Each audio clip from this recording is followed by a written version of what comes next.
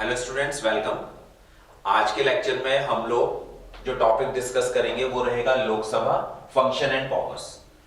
लोकसभा का कंपोजिशन, लोकसभा में कितने मेंबर होते हैं, कैसे इलेक्शन होते हैं, लोकसभा के पास क्या पावर होती है, लोकसभा के क्या फंक्शन होते हैं। तो इस वीडियो में हम ये सारी चीजें आज डिस्कस करेंगे।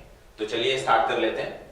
देखिए, लोकसभा जो है उसको बेसिकली क्या बोला जाता है, उसको बोला जाता है हाउस ऑफ द पीपल, लोगों का हाउस। लोगों का हाउस या हाउस ऑफ द पीपल क्यों कह रहे हैं? क्योंकि लोकसभा के लिए हम लोग डायरेक्ट वोटिंग करते हैं। ठीक है, वोटिंग में पार्टिसिपेट करते हैं, हम लोग वोट डालते हैं और उसके बेस पे मेंबर या सांसद जो है वो लोकसभा में जीत के पहुंचते हैं। ठीक है, तो popularly known as Lok Sabha, it is the lower and powerful house of the union parliament. इसको लोअर हाउस भी बोला जाता है और साथ में ये पावरफुल हाउस है। कैसे ये पावरफुल है राज्यसभा से, ये अभी हम आगे डिस्कस करेंगे। It represents people of India. It is directly elected by all the people. ठीक है, तो हमारे देश के अंदर, हमारे इंडिया के अंदर जो भी लोग 18 साल से ऊपर के हैं, जिनको वोट डालने का अधिकार प्राप्त है, वो लोकसभा के लिए वोटिंग करते हैं। इसीलिए इसको बोला जाता है house of the people. Now composition देख लेते हैं, कितने मेंबर होते हैं लोकसभा में, है ना। तो लोकसभा की अगर हम बात करें, प्रेजेंट मेंबरशिप की बात कर लेते हैं। प्रेजेंट में 545 सीट्स हैं, जिसमें से 523 इलेक्टेड हैं और 20 सीट्स जो है वो किसके लिए हैं? वो बेसिकली आपका यूनियन टेरिटरी के लिए है। ठीक है, इसको मतलब हम डिवाइड कर लेते हैं। 545 सीट में से 523 सीट्स आपकी राज्यों के लिए हैं और 20 सीट्स हैं यूनियन टेरिटरी के लिए है। ठीक है, ये तो हो गई प्रेजेंट। लेकिन जब हम बात करते हैं कि हमारे कॉन्स्टिट्यूशन में क्या लिखा है, तो हमारे कॉन्स्टिट्यूशन में टोटल लिखा है 552 सीट्स, जिसमें से 530 सीट्स राज्यों के लिए हैं, 20 सीट्स यूनियन टेरिटरी के लिए हैं और 2 सीट्स किसके लिए हुआ करती थी? ये एंग्लो इंडियन कम्युनिटी के लिए हुआ करती थी। लेकिन 2020 में जब 104 कॉन्स्टिट्यूशनल अमेंडमेंट किया गया, तो ये जो एंग्लो इंडियंस की 2 सीट्स थी, इनको सीज कर दिया गया, इनको खत्म कर दिया गया, है ना। तो 552 से अब सीट्स टोटल कितनी हो गई है? 550। मैक्सिमम 550 है, जिसमें से हमारे देश में 545 सीट्स पे क्या होता है? इलेक्शन होता है। ठीक है, नाउ मेथड ऑफ इलेक्शन देख लेते हैं। तो पहला इसमें universal adult suffrage. Universal adult suffrage का मतलब है कि एक पर्टिकुलर एज लिमिट को हम क्या दे रहे हैं? वोट डालने का अधिकार दे रहे हैं। तो यूनिवर्सल एडल्ट सफरेज के अंदर, हमारे भारत के अंदर जो भी 18 साल एज अटेन कर लेते हैं, उनको वोटिंग का अधिकार मिल जाता है। ठीक है, now reservation of seats SC and STs. अगर हम लोकसभा के इलेक्शन की बात करें, तो लोकसभा में एससी और एसटीज कम्युनिटीज के लिए सीट्स रिजर्व की गई हैं। कितनी सीट्स रिजर्व है वो यहां लिखा है, 84 फॉर एससीज एंड 47 फॉर एसटीज। ठीक है, उसके बाद जो इलेक्शन होता है वो सिंगल मेंबर टेरिटोरियल कॉन्स्टिट्यूएंसी के बेसिस पे होता है। इसका मतलब ये हुआ, भारत को टोटल 545 कॉन्स्टिट्यूएंसी लोकसभा क्षेत्र में, एरियाज में डिवाइड किया जाता है। हर एक सीट को कॉन्स्टिट्यूएंसी हम बोल रहे हैं। ठीक है, तो हर एक कॉन्स्टिट्यूएंसी के अंदर एक सिंगल मेंबर जो होगा वो जीत के कहां पहुंचेगा? लोकसभा में पहुंचेगा। सीक्रेट बैलेट जो वोटिंग होती है, पहले बैलेट पेपर पे होती थी, है ना, और अब जो है ईवीएम मशीन के थ्रू होती है और ये सीक्रेट होता है। मतलब मैं वोट डालने जाऊंगा तो किसी को पता नहीं चलेगा कि वो वोट मैंने किस पार्टी को दिया है और लोगों को पता नहीं चलेगा। ठीक है, direct election and simple majority vote victory system. Direct election हो रहा है, मतलब लोग डायरेक्टली वोट डालने जा रहे हैं अपने कैंडिडेट को चुनने के लिए। और साथ में सिंपल मेजॉरिटी का मतलब यह है कि एक सीट के ऊपर अगर 5 लोग खड़े हुए हैं, 5 में जो व्यक्ति जीता है उसको अगर सेकंड वाले से एक वोट भी ज्यादा मिला है तो उसको विनर घोषित किया जाएगा और वो कहां मेंबर ऑफ पार्लियामेंट बनेंगे और लोकसभा में पहुंचेंगे। सिंपल मेजॉरिटी का मतलब ये होता है कि एक वोट भी अगर ज्यादा है। ठीक है, उसके बाद क्वालिफिकेशन क्या होती है लोकसभा के मेंबर के लिए? तो इंडिया के सिटीजन होने चाहिए, पहली बात 25 इयर्स की एज होनी चाहिए। ठीक है, गवर्नमेंट का कोई भी प्रॉफिट वाला ऑफिस है उसमें उसको वो होल्ड ना करते हो, मतलब राज्य सरकार या केंद्र सरकार में, जनरली गवर्नमेंट जॉब में ना हो, है ना। He should not have an unsound mind और be a bankrupt. Unsound mind ना हो, बैंकरप्ट ना हो, दिवालिया घोषित ना किया हो बैंक ने।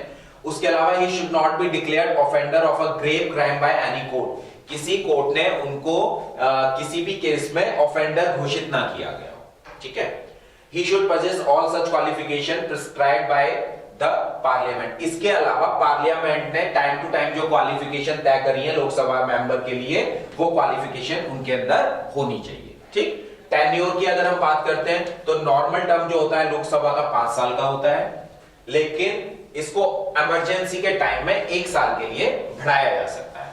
जैसे मान लीजिए 5 साल होने वाले हैं लोकसभा को, लेकिन इलेक्शन होने से पहले देश में इमरजेंसी लग जाए, तो उस टाइम में राष्ट्रपति जी जो है लोकसभा का कार्यकाल 1 साल के लिए बढ़ा सकते हैं। ठीक है। नाउ सेशंस, पार्लियामेंट के जो सेशंस होते हैं, तो पार्लियामेंट के जब भी सेशन होंगे तो लोकसभा और राज्यसभा के सेशन पैरेलली होंगे, और उन सेशन को बुलाने का अधिकार किसका है? राष्ट्रपति जी का है। The president can call the session of parliament at any time, but the gap between 2 meetings of the parliament can not B of more than 6 months।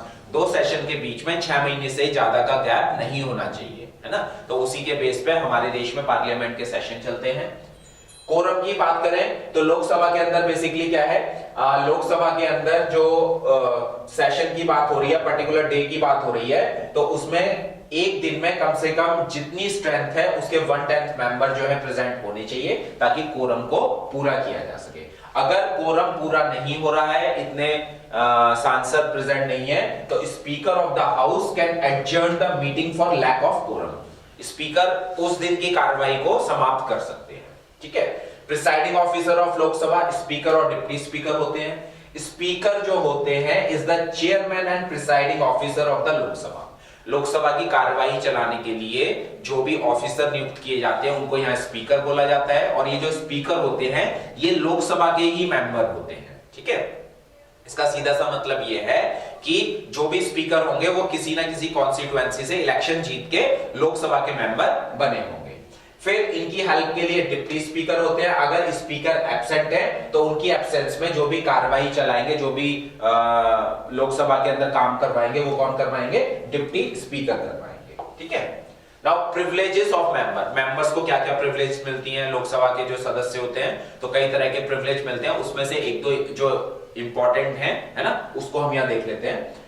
They enjoy unrestricted freedom to express their views और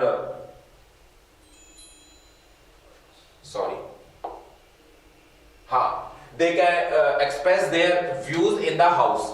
ये unrestricted freedom इनको मिला रहता है, तो ये अपने views जो है संसद में रख सकते हैं, लोकसभा में रख सकते हैं। उसके लिए इनके ऊपर कोई एक्शन नहीं होता है जब तक शिकायत ना हो, है ना। They can not be detained for any civil offence during and 40 days before and after the session of the Lok Sabha. देखिए, अगर सिविल ऑफेंस है इनके अगेंस्ट तो इनको डिटेन नहीं किया जा सकता। कब से?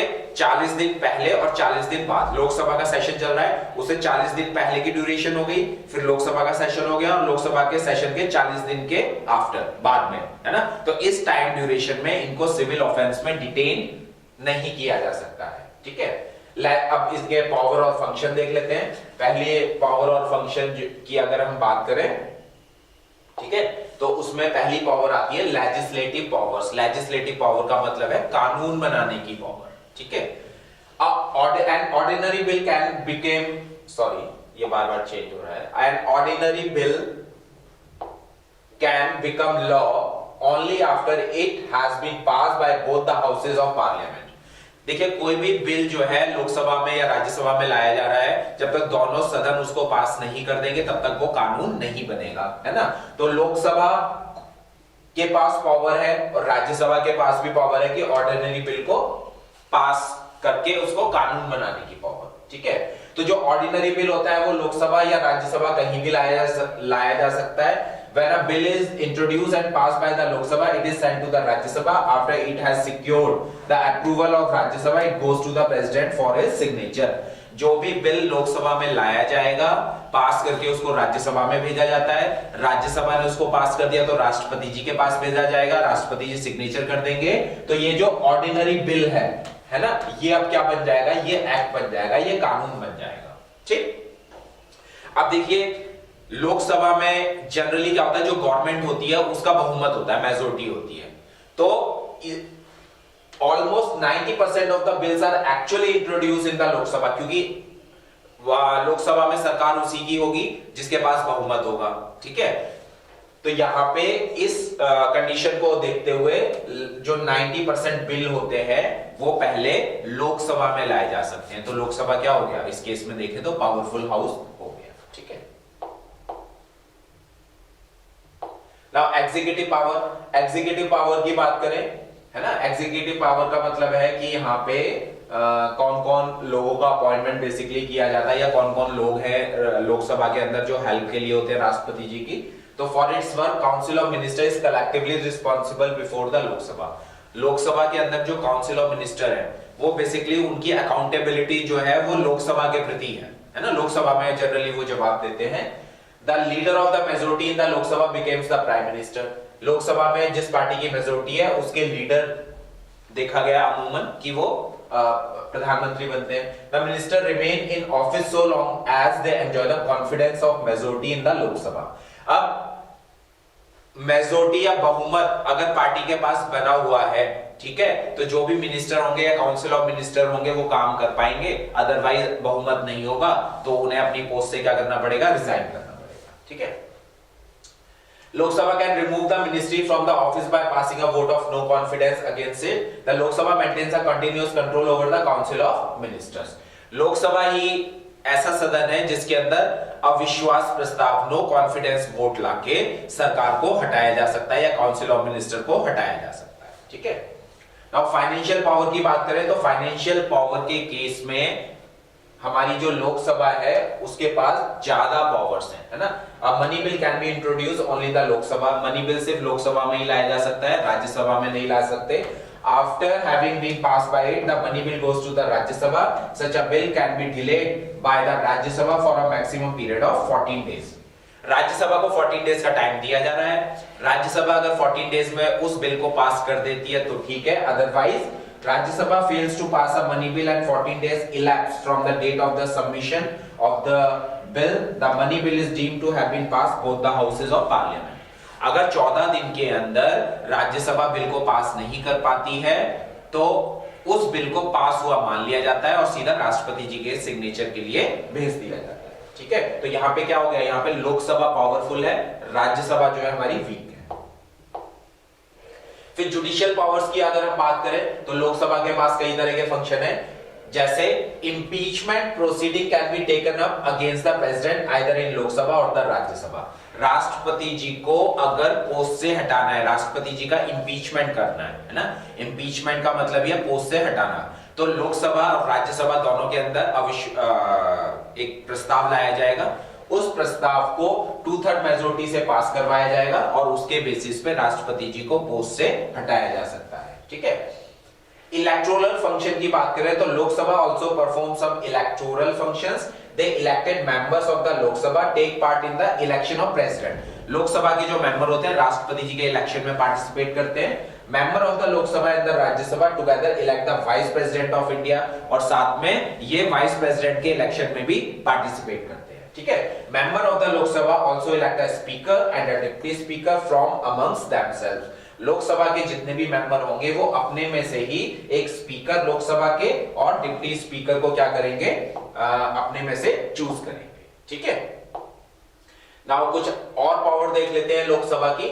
Approval of the ordinance issued by the president. राष्ट्रपति जो भी ऑर्डिनेंस इशू कर रहे हैं लोकसभा उनको क्या करते हैं, पास करते हैं। Change of the boundaries of the state, state creation of a new state and change in the name of any state. ठीक है, लोकसभा के अंदर बेसिकली क्या हो रहा है, लोकसभा के पास ये अधिकार है कि वो किसी भी राज्य की बाउंड्री को चेंज कर सकते हैं, राज्य का नाम चेंज कर सकते हैं, राज्य को यूनियन टेरिटरी में, यूनियन टेरिटरी को राज्य में कन्वर्ट कर सकते हैं। ठीक है, change in the jurisdiction of the supreme court and the high court. Supreme court और हाई कोर्ट का जो एक ज्यूरिडिक्शन एरिया अधिकार क्षेत्र है उसमें चेंज कर सकते हैं। Changes the qualification of the members of the parliament and state legislature. जो लोकसभा राज्यसभा के मेंबर है और विधानसभा के जो भी मेंबर है उनकी क्वालिफिकेशन में अगर कुछ चेंज करना है तो कौन कर सकते हैं, लोकसभा या राज्यसभा दोनों मिलकर कर सकते हैं। फिर जो भी मेंबर ऑफ पार्लियामेंट है उनकी सैलरी को रिवाइज करना, उनके अलाउंसेस को रिवाइज करना, ये भी अधिकार लोकसभा के पास है। फिर joint public service commission for 2 और मोर स्टेट, किसी राज्य के लिए जॉइंट पब्लिक सर्विस, 2-3 राज्यों का जॉइंट पब्लिक सर्विस कमीशन बनाना है तो उसको फॉर्म करने का अधिकार भी किसके पास है? लोकसभा के पास है या पार्लियामेंट के पास है। और साथ में इमरजेंसी डिक्लेयर करनी है तो वो अधिकार, वो पावर या वो फंक्शन भी किसके पास है? लोकसभा के पास है। राज्यसभा के पास, लोकसभा के पास है। ठीक है, तो आज के लेक्चर में इतना ही।